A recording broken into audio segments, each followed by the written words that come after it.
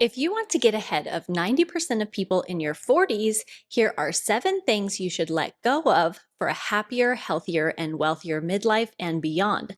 Starting with number 1 on this list, which is you need to let go of your ego. And don't take my word for this, because it was Carl Jung, one of the most famous psychologists of all time, who said, "The first half of life is devoted to forming a healthy ego. The second half is going inward and letting go of it." And I think there's a lot of truth to that statement. When we're young, we spend so much time trying to build an identity. We want to be successful, respected, liked, and important, and some of us spend decades chasing titles, accomplishments, and possessions to show who we are and that we've quote unquote made it. But in midlife, many people realize that they've become trapped by the very identities that they worked so hard to create. They stay in jobs they hate because it's tied to who they are. They refuse to change their mind or lifestyle, even when they know it's wrong or unhealthy. And they cling to traditions, habits, and beliefs that no longer serve them. When I hit 40, I struggled with this a lot myself because not long after we bought our dream home and settled into a new life in Europe, my husband lost his job, the schools in our neighborhood went downhill, and we realized we were going to have to pack up and move back to the USA, which at the time made me feel like a huge failure and like I was falling behind in life, having to start over again at age 40. But then what that experience made me realize is there's no one single path to happiness, fulfillment, and success.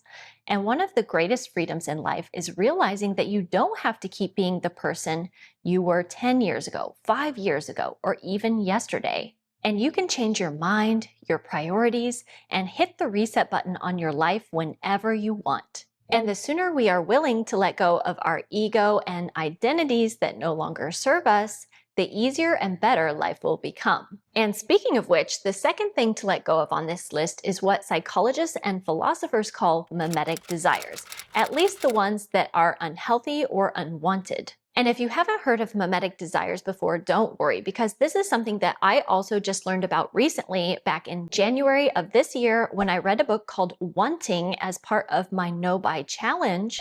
And the basic principle behind this theory is that human beings learn what to want and desire based on observing the wants and desires of other people, aka models. So in other words, many of our desires aren't actually our own. They're borrowed when we see someone with a certain house, car, body, lifestyle, vacation, wardrobe, relationship, or career. And suddenly, when we see those people having those things, we find ourselves wanting them too. And reading about mimetic desires was actually a huge aha moment for me because it explained why a frugal minimalist like me can feel so tempted to want to buy things that they see on social media, even when I don't like or care about those things at all. Case in point, right as I was reading that book, I came across this TikTok reel and was almost influenced to buy a certain brand of perfume, even as a minimalist of 10 years who never buys or wears perfume. So I want you to watch this video with me and see if you also feel the pressure of mimetic desire. Khloe Kardashian, hi. I need you to know something immediately. I smelled a woman in public the other day and I literally followed her through a store, stopped her, and asked her what she was wearing. No shame, full commitment. She tells me, it's your perfume. I get in my car, I drive directly to Ulta, I buy it immediately. And I just need to ask you, what did you put in this? I am a bougie perfume girl. I love a rich scent. I love a warm scent. I love a clean but expensive moment. I love a, this woman probably has her life together and drinks sparkling water kind of scent. I feel like if someone hugged me while wearing this, I would trust them with my children. I consider myself a borderline perfume connoisseur. And this is the cleanest, warmest, richest scent I have ever smelled in my entire life. Like, I genuinely believe this is my forever scent. I'm going to be wearing this until I die. Okay, I think we can stop it there, but did you get the point? Within 30 seconds of watching this woman's video, I found myself thinking, maybe I need that thing. And that's exactly how mimetic desire works. And thanks to social media, we're not just trying to keep up with the Joneses anymore, but also influencers and celebrities like the Kardashians, which makes it even more ironic that the title of their show was Keeping Up with the Kardashians. But no matter how hard you try, you'll never be able to keep up with these kinds of people, which is why one of the most powerful questions you can ask yourself in midlife is, do I actually want this, or do I just want it because someone else does? And that's why mastering your mimetic desires might be one of the best and most freeing things you can ever do. The third thing to let go of is chronic oversharing and over-explaining. And if you're anything like me, you might not even realize that you're doing this. For years, I thought being a good person meant explaining myself and sharing things that would help other people understand me. I had trouble setting boundaries, saying no to people, and treated every decision like it needed a backstory because I was afraid of being misunderstood. But what I've learned in my 40s is that every decision doesn't require a justification, and no is a complete sentence. Because often when we overshare and over-explain ourselves, what we're looking for isn't understanding, it's approval and acceptance. The truth is, some people will misunderstand or choose not to accept you no matter how clearly you explain yourself. And not everyone deserves to have access to your thoughts and personal life. And I know this might sound funny coming from a YouTuber with over 400,000 subscribers, but it's exactly because of my job that I've become even more aware of how important it is to protect your privacy and peace. Because these days, it's not just friends, family, and coworkers who have access to our information. Which brings me to the sponsor of today's video, Delete Me. I've been using Delete Me for years now, and if you've never heard of them, Delete Me is a service that helps remove your personal information from data broker websites that collect, publish, and sell your information online. Things that should be private, like your name, address, phone number, email address, and even information about your relatives. I'll never forget the jump scare that I got when my first privacy report from Delete Me landed in my email inbox, and I saw just how many places my private data was out there on the internet for random strangers to find.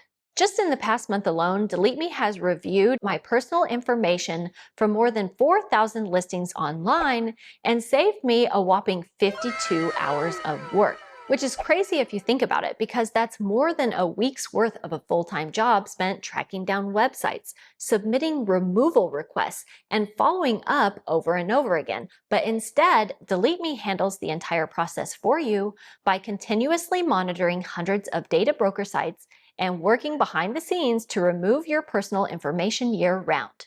So if you're like me and you're ready to let go of the stress that comes from having your personal information floating all over the internet, head to joindeleteme.com/A to Zen and use the promo code A to Zen when you check out to get 20% off all Delete Me consumer plans, or you can also scan the QR code on the screen right now to start protecting your privacy today. And thanks again to Delete Me for sponsoring today's video. Now on to the next thing to let go of on this list, which is toxic or one-sided relationships. One harsh truth that hits hard when you turn 40 is the realization that you're already halfway through your life, and the time you have left is too precious to waste on the wrong people. I think the older you get, the more in tune with your feelings and your instincts you become, and you start to notice how you avoid phone calls or alarm bells ring quietly in your mind when it comes to certain people. Maybe it's the friend who only reaches out when they need something, the family member that criticizes every decision you make, or the person who leaves you feeling drained every time you spend time with them. And one of the biggest lessons of midlife is accepting that not every relationship was meant to last forever. There's a saying that goes, the grass is greener where you water it. But while this rule applies to certain things, when it comes to toxic or one-sided relationships, it doesn't matter how much care you pour into them, because that relationship will always be like an endless thirsty desert that will drain you dry if you let it.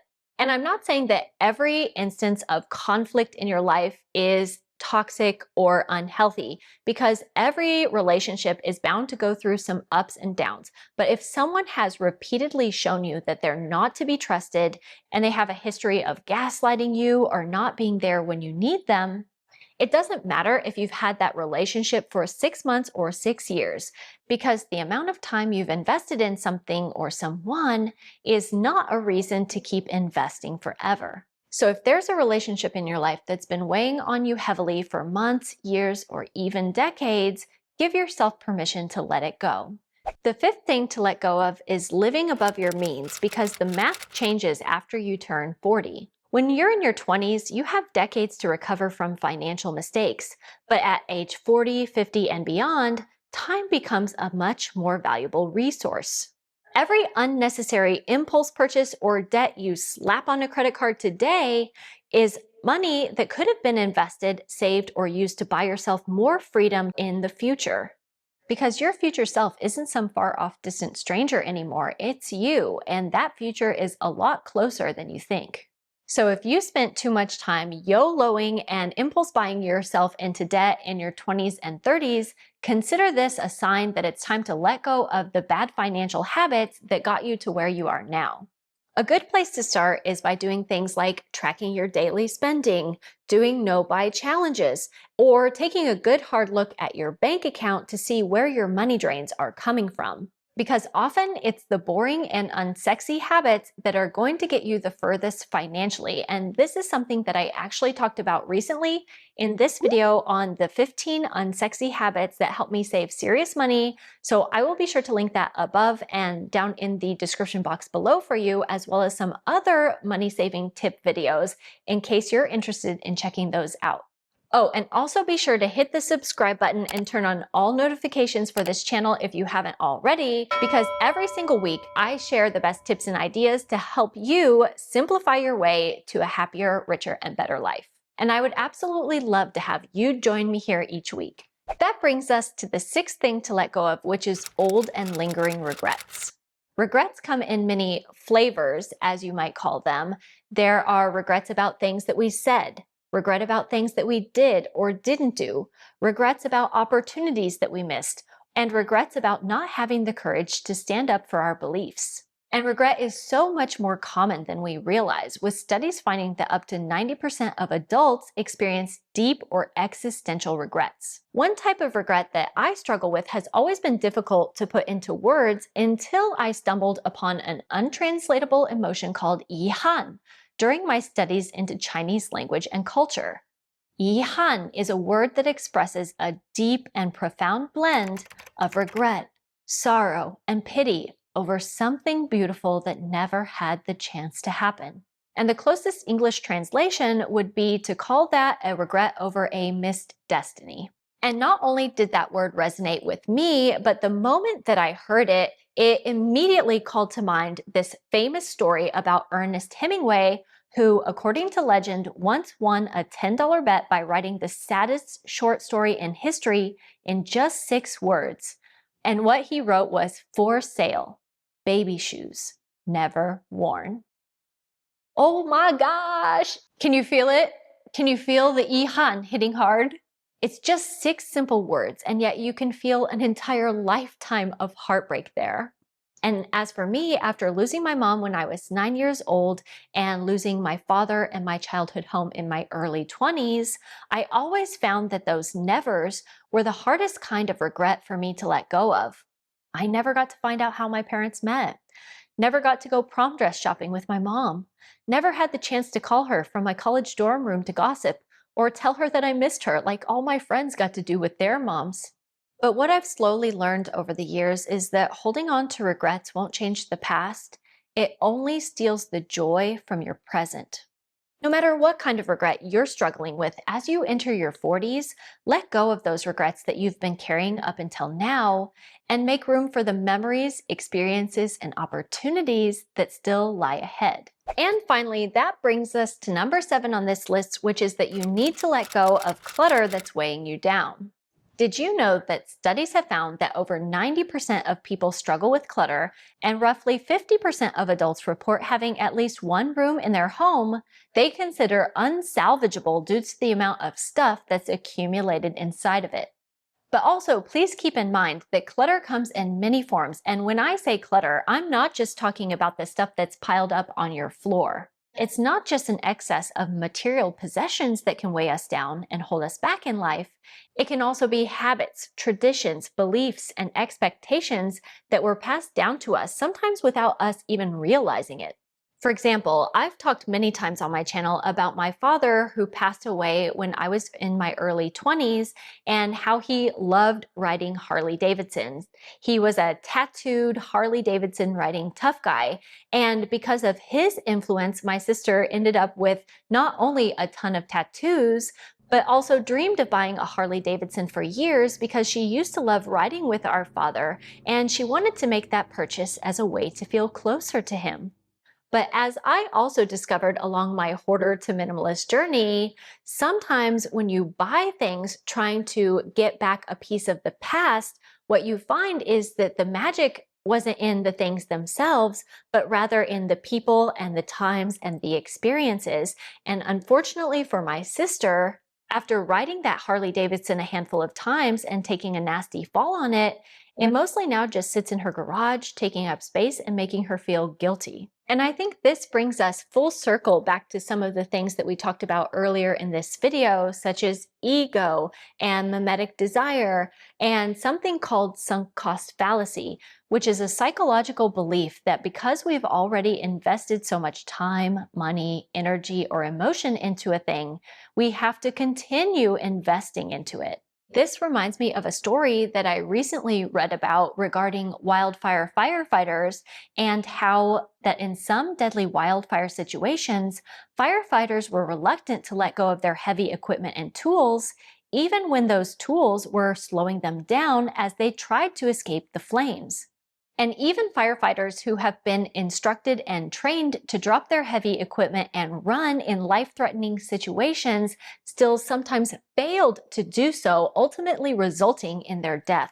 Which might sound crazy to you and I as we sit here until you realize that a lot of us are doing the exact same thing in our own homes and lives. We cling to possessions, relationships, habits, beliefs, and identities that no longer serve us and weigh us down, often because we've been carrying them for so long that letting go feels wrong and uncomfortable. But sometimes the thing that saves you isn't holding on tighter, it's finding the courage inside of yourself to finally let go.